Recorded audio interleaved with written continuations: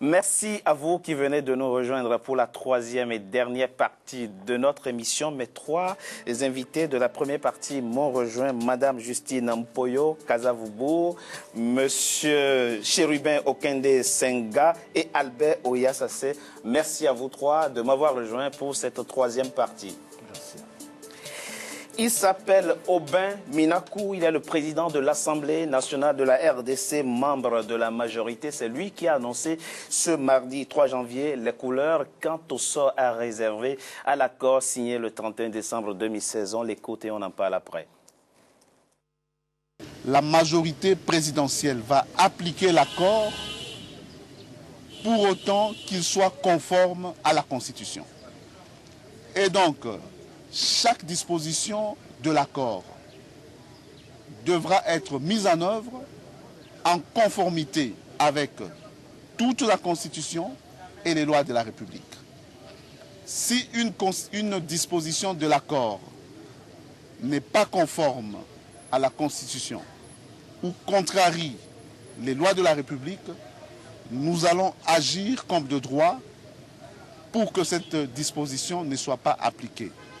De toutes les manières, toute disposition, et c'est là le résumé, toutes les dispositions de l'accord contraires à la Constitution de la République et aux lois de la République sont nulles et de nul effet. Toutes les dispositions contraires à la Constitution et aux lois de la République sont nulles et de nul effet, dit M. Aubin Minakou. Que lui répondez-vous? Eh ben, ça procède de la même stratégie de la diversion, comme je l'avais dit. Les rébuffats de la majorité sont aujourd'hui perceptibles. J'ai restitué le nœud du problème. Le nœud du problème, c'est que M. Joseph Kabila ne veut pas faciliter l'alternance au sommet de l'État. C'est pour cela qu'il n'a pas rempli ses prérogatives constitutionnelles d'amener au respect strict de la Constitution et aussi de respecter les délais constitutionnels. Nous en sommes là. Je pense que c'est une très forte responsabilité qu'ils sont en train de prendre devant le peuple. Parce qu'au fait, avant cet accord, le peuple a retenu son souffle du fait de cette mission de bons offices de la CENCO. S'il faut cracher sur cet accord qui a trouvé des solutions pour l'encadrement du pouvoir pour que le Joseph Kabila ne se représente plus, il n'a plus de troisième mandat pour qu'on n'arrive pas même par des subterfuges chercher le référendum constitutionnel, et c'est tout ça qui fait déchanter un peu nos compatriotes de la majorité. Et ce n'est pas acceptable. Madame Poyo Kazavubu, si on analyse et on interprète ce que vient de dire M. Minakou, c'est que Étienne Tshisekedi ne sera jamais Premier ministre, puisqu'en ce moment-là, soit il accepte que son parti rejoigne la majorité, ou bien il est Premier ministre sans personne derrière. Est-ce que vous pensez qu'Étienne Tshisekedi, que vous connaissez très bien, puisque vous avez été membre de son parti, est tombé dans le piège du président Joseph Kabila? Mais écoutez, non seulement l'UDPS, elle, familiale, dois-je préciser, parce qu'en fait, nous sommes dans une confusion la plus absolue. D'abord, j'aimerais quand même rappeler ici pourquoi est-ce que Minakou parle avec ce ton. Tout simplement parce que leur chef de file a simplement joué de la stratégie pour éviter la furie populaire annoncée pour le 19 décembre. Il veut gagner la légitimité en prolongeant un sursis. Et donc, c'est ce qui explique cet entêtement. Et je vois même que le problème de sécurité pour les Congolais va se poser parce que, en quelque sorte, il annonce que par la force, ils peuvent refuser même de reconnaître des éléments de droit. Alors, à cela, je pourrais rebondir en disant tout simplement que si M. Etienne Tshisekedi est tombé dans le piège, mais d'abord, le rassemblement est un conglomérat d'une sorte de mercenariat politique, parce que piégé pourquoi? Par les opposants de la 25e heure. Les opposants de la 25e heure, pour moi, ce sont ceux qui étaient avec Kabila, qui ont concocté la machine répressive avec lui pendant une dizaine d'années, depuis Sun City jusqu'à ce jour, et qui, à quelques mois des élections, quittent Kabila, soi-disant pour devenir opposant, et en faisant une OPA sur des partis d'opposition, dont l'UDPS. Et donc, effectivement, M. Etienne Tshisekedi étant en convalescence en Europe, avec les problèmes de santé que l'on sait, eh bien, il n'a pas été en mesure de maîtriser son parti. Il y a une scission au sein sein de l'UDPS. Et cette fissure a été profitable à ceux qui sont venus vraiment lancer une OPA sur ce parti. Et donc aujourd'hui, on ne peut même pas dire que le rassemblement, ce soit l'UDPS. Quand M. Etienne Tshisekedi est affublé d'un titre de commissaire des sages, en fait, c'est un étouffoir parce que ceux qui soutiennent le G7, qui est entré à la 25e heure au sein du rassemblement, eh bien, ce sont ceux qui ont misé sur le pronostic vital de M. Etienne Tshisekedi. Donc, en cours de route, cette carte-là devait tomber pour que maintenant les opposants de la 25e heure deviennent des opposants de première heure et qu'on nous mette, nous, de côté. Monsieur Yassassé, le mandat de la Senko est arrivé à terme le 31 décembre 2016. Pour qu'elle continue de rester un acteur du jeu politique congolais, il faut que le président Joseph Kabila lui accorde un nouveau mandat. Si sera accordé, si oui, quand?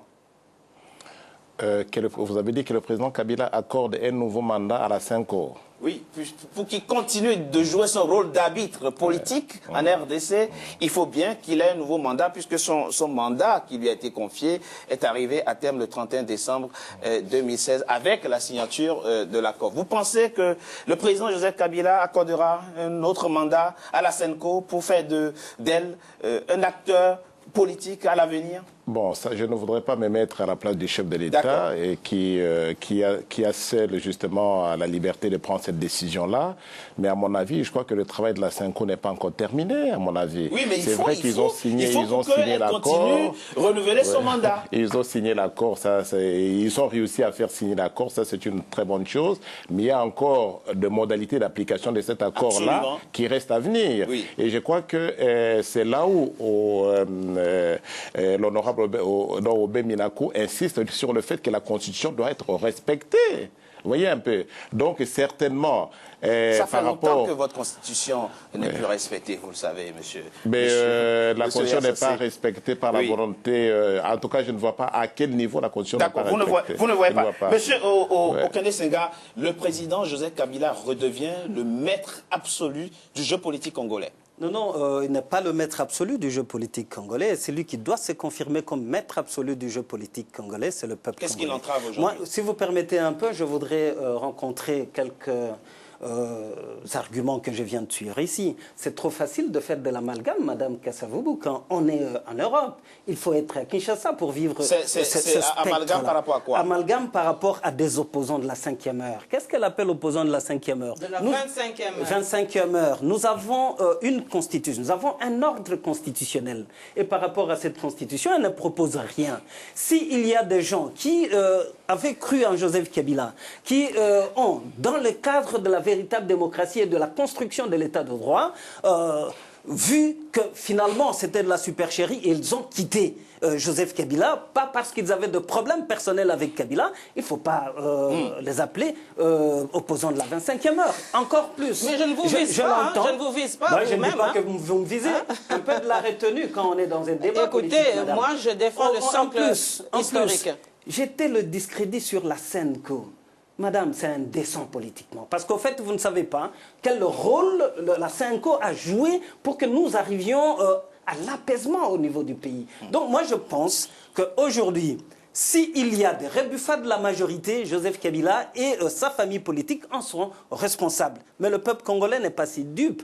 Vous avez suivi le 19-20. Le peuple congolais s'est exprimé pour constater et approuver la fin du second et dernier mandat de Joseph Kabila. Les Congolais ne sont pas dupes, dites-vous. Évidemment, qu'est-ce qu'ils pensent de l'accord qui a été signé ce 31 décembre 2016? Jacques Amboka, notre correspondant en RDC, est allé à leur rencontre. On les écoute. Nous voulons saluer cet accord pour deux raisons. La première raison, c'est que les Congolais se sont retrouvés entre eux et ils ont parlé pour le bien du peuple congolais.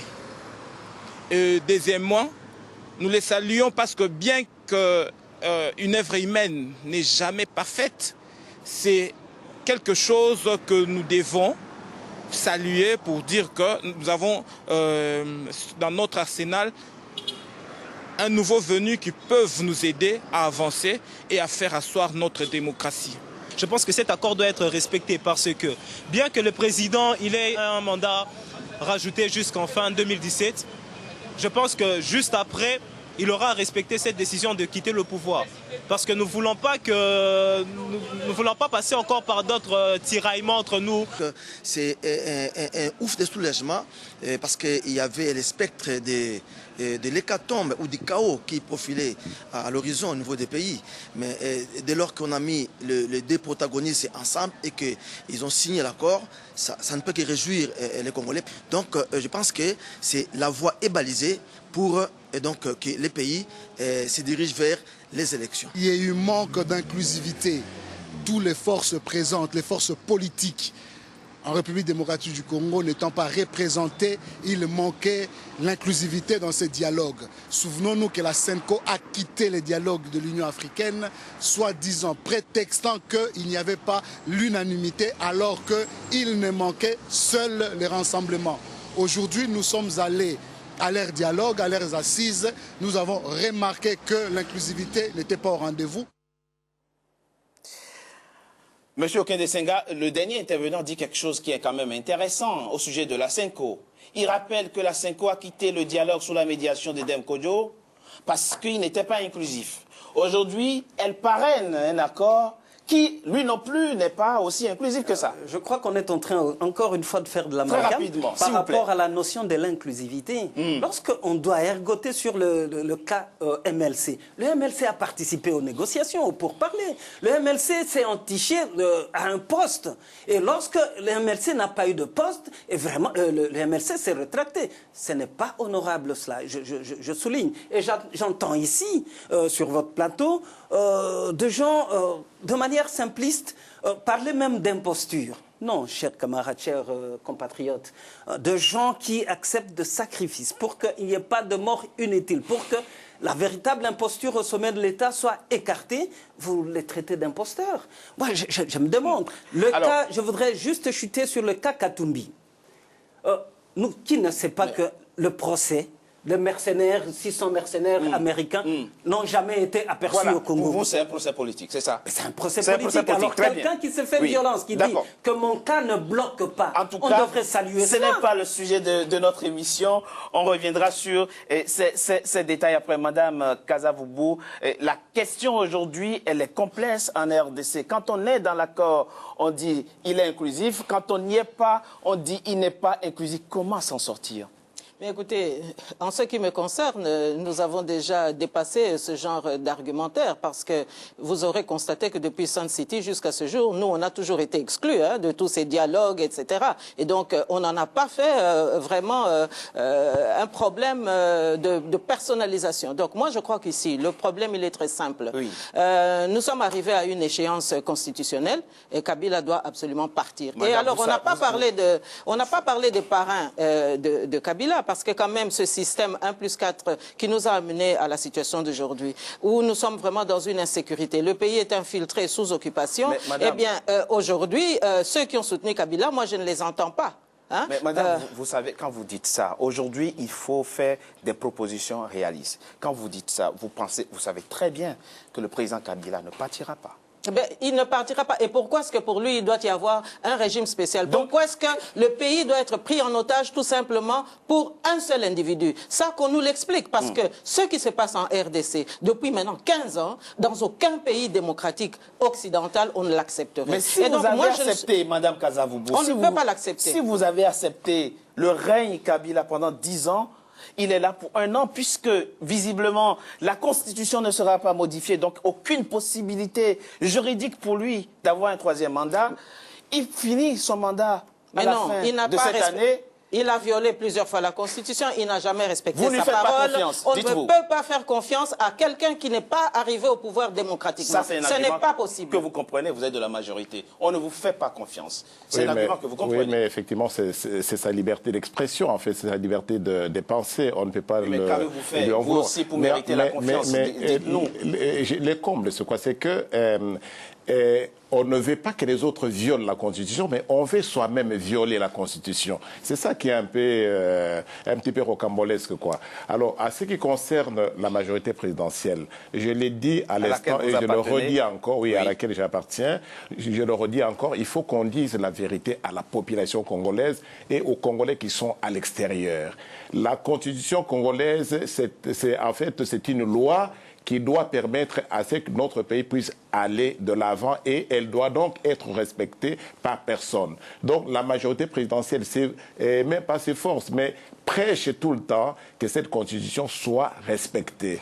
Moi, j'aurais souhaité ici sur le plateau, juste une petite minute. J'aurais souhaité ici sur le plateau qu'on me dise clairement que voilà, il y a tel aspect de la Constitution qui a été violé, il y a tel aspect de la Constitution qui a été violé. Je vous ai donné des exemples tout à l'heure. Non, en tout cas, vos exemples, je ne sais pas si ça tenait, mais en tout cas, je ne pense pas les avoir bien suivis. Oui. Non, mais il y a eu fraude à la nationalité.